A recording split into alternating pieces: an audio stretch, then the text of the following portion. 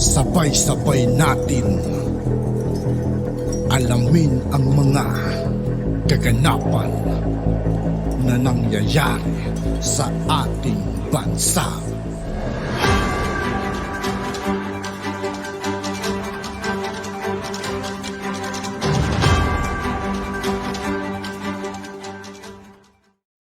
Yo, what's up mga kaibigan? This is I2K po again. Ngayon, nandito naman ulit tayo sa channel ni Pinas Trending Now TV. Dito naman tayo magbibigay ng komento at reaksyon. Pero bago ang lahat ng yan mga kaibigan, sa lahat ng hindi pa nakasubscribe kay Pinas Trending Now TV, mag-subscribe na po tayo at huwag nyo rin pong kalimutan mag-subscribe dito sa aking channel.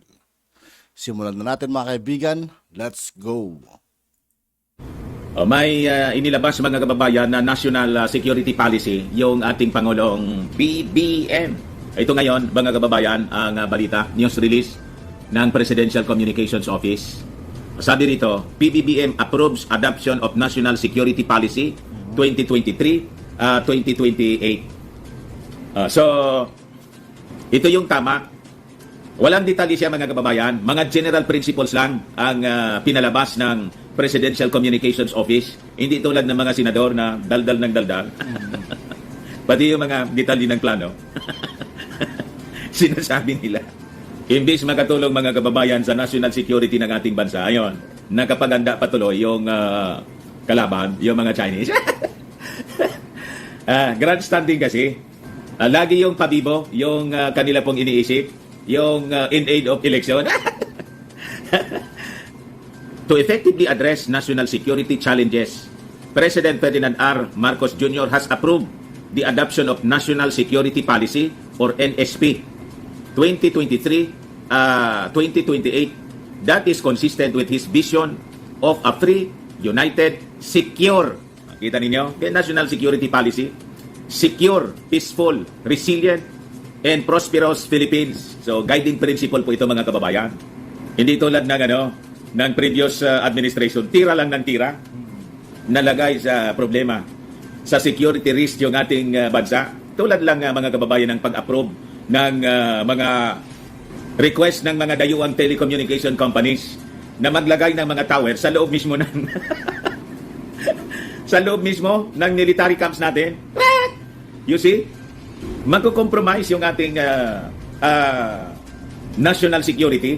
Tapos nag-approve mga kababayan ng mga investments sa mismong security risk sector. Yung National Grid Corporation, kontrolado ng China. Grabe po. Tapos ito naman, mga kababayan, na reclamation. Yung mga Chinese na contractors na involved, mga kababayan, sa mga fraudulent acts. And worse, yung isang contractor doon, mga kababayan, yun mismo ang contractor ng pag-establish ng artificial island sa West Philippine Sea. Na ngayon po, military camp na, military base na ng China. Parang hindi pa rin pumapayag yung mga taga-China talaga mga kaibigan, Pero wala silang magagawa. Lalo na't kakampi natin ng mga ilang bansa sa ating papamanig mga kaibigan, di ba? Ito ngayon ang nagsasagawa ng reclamation diyan po sa Manila Bay. Kaya siguro naisip ito ng ating Pangulong Bongbong Marcos na mag-adapt ng National Security Policy 2023 to 2028. So sabi rito, in a two-page executive order number 37 signed by Executive Secretary Lucas Bersamin on Thursday, August 10, the President ordered all national agencies, government agencies and instrumentalities, including government-owned or controlled corporations, GOCCs, tulad ng National Grid Corporation, kontrolado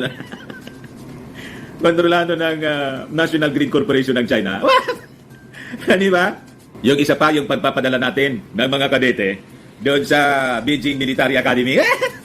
Pati mga officials, lieutenant colonel daw, yung rank, nag-i-schooling po, tinitraining ng mga Chinese. So kasama rito mga kababayan, GOCCs in local government units, LGUs, to adopt NSP 2023-2028 in the formulation and implementation of their security-related strategies and programs. Yung detalye, hindi man po sinasabi rito yung detalye, mga kababayan, pero nakinikinita ko sa aking mga palagay. Yun ang purpose nito. Dahil sa mga lapses na nangyari sa mga previous administrations, hindi lang po yung panahon ni Maudigs, pati yung panahon mga kababayan ni GMA. Doon nagsimula, 2004 pala, nagsimula mga kababayan, yung pagpapadala natin ng mga cadets, tinitraining ng mga Chinese. What? Na may interest sa ating territory. So sabi dito, the national government agencies and instrumentalities are also ordered to actively participate in the implementation of NSP 2023-2028 to achieve a whole of government approach to addressing national security issues and priorities consistent with their mandates in their respective areas of expertise or jurisdiction. Napaka-bright ng ating Pangulong BBM. Kaya sabi ko, na kailangan, hindi lang ito dapat hanggang 2028. Kailangan Marcos pa rin. Marcos Romualdez after 2028. Baka po, pag hindi Marcos Romualdez, ibenta na po nila yung ibenta na po nila yung Pilipinas sa mga mananakop.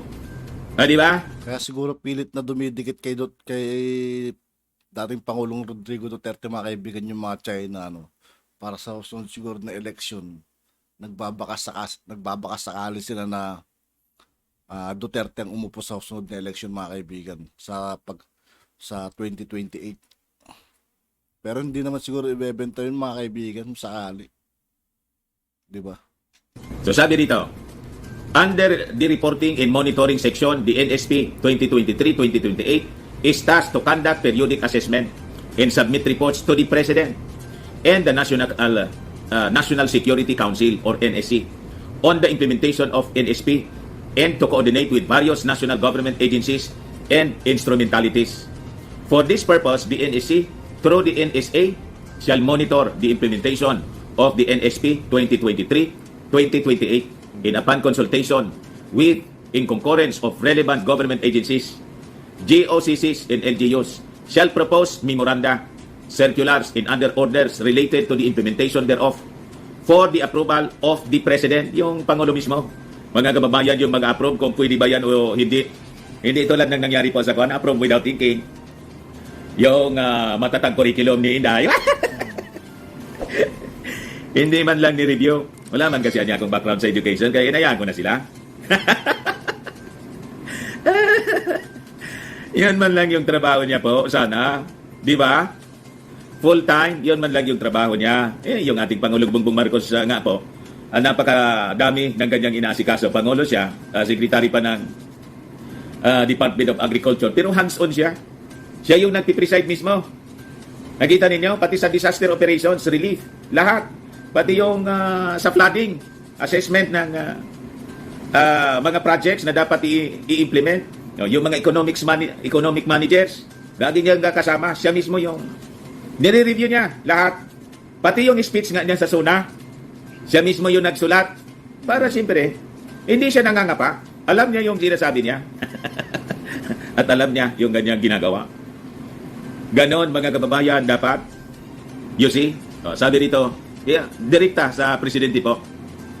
For the approval of the President, the NSP 2023-2028 was formulated in coordination and consultation with key government agencies and instrumentalities with the participation of various stakeholders to provide guidance and comprehensive approach to improving security sector governance to effectively address national security challenges.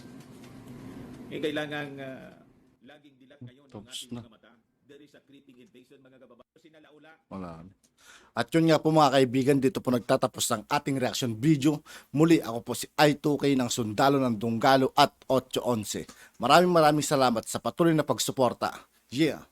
Peace out.